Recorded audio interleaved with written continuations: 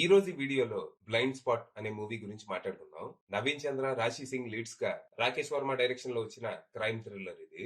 ఈ cinema story ఏంటి, దీని మీద నా ఒపీనియన్ ఏంటి అనేది ఇప్పుడు తెలుసుకుందాం పదండి. ముందుగా ఈ సినిమా స్టోరీ ఏంటంటే, జయరామ్ అనే పెద్ద బిజినెస్ మ్యాన్ గత కొన్నాళ్లుగా తన మ్యారేజ్ లైఫ్ లో ప్రాబ్లమ్స్ ఫేస్ చేస్తూ ఉంటాడు. రోజు ఏదో ఒక విషయంలో తనకి తన వైఫ్ దివ్యకి గొడవలు జరుగుతూనే ఉంటాయి.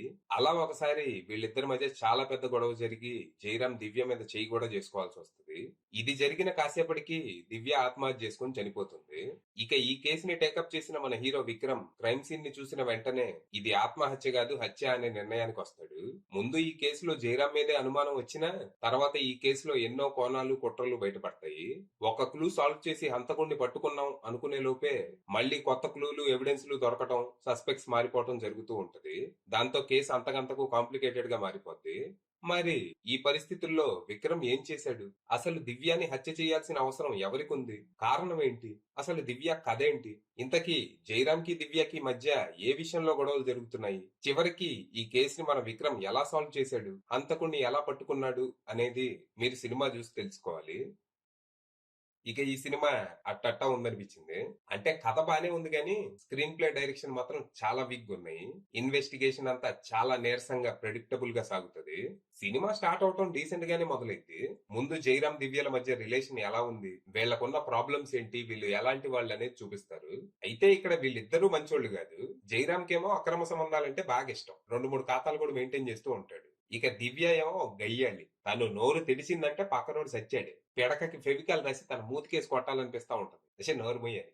ఇలా ఒక 10-15 నిమిషాల్లోనే పాత్రల పరిచయం సెటప్ అంతా అయిపోద్ది. ఇక ఎప్పుడైతే దివ్య చనిపోతుందో అక్కడి నుంచి అసలు కథ ప్రారంభమవుతుంది. బాడీ వేలాడుతున్న విధానాన్ని బట్టే మన విక్రమ్ ఇది హత్య అని కనిపెట్టి లేట్ చేయకుండా వెంటనే ఇన్వెస్టిగేషన్ స్టార్ట్ చేసేస్తాడు. అయితే ఇక్కడ రైటింగ్ అంతంత మాత్రంగానే ఉండటంతో ఇన్వెస్టిగేషన్ చాలా బోరింగ్ గా సాగుతుంది. అంటే ఇక్కడ ఒక 5-6 సస్పెక్ట్స్ ఉంటారు. ముందు సస్పెక్ట్ ని పిలవటం, ఇంటరాగేట్ చేయటం, వీడే చేశాడు అరెస్ట్ చేయండి అంటాం. కాసేపటికి డాక్టర్ ఫోన్ చేసి విక్రమ్ ఈ హత్య తను చేయలేదేమో, వీఆర్ మిస్సింగ్ సంథింగ్ అంటాడు. సస్పెక్ట్ ని వదిలేస్తారు. మళ్ళీ కొత్త సస్పెక్ట్ ని పిలుస్తారు.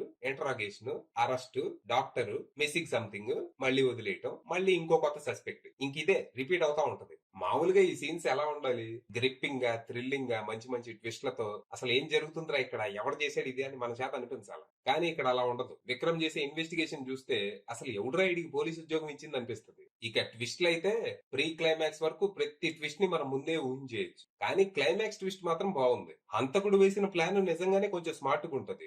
అలాగే అప్పటి వరకు విక్రమ్ అలా ఎందుకు ఇన్వెస్టిగేషన్ చేశాడనే దానికి కూడా మంచి ఎక్స్ప్లెనేషన్ ఇస్తారు.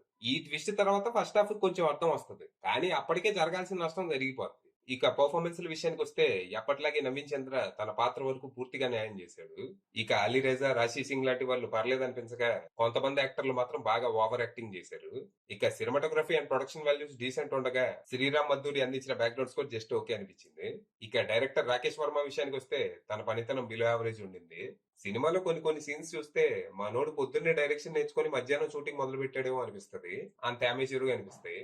ఫైనల్ గా చెప్పేది ఏంటంటే, పెద్దగా ఎక్స్పెక్టేషన్స్ ఏమి పెట్టుకోకుండా వెళ్తే టైం పాస్ అనిపించే అవకాశం ఉంది. అది విషయం.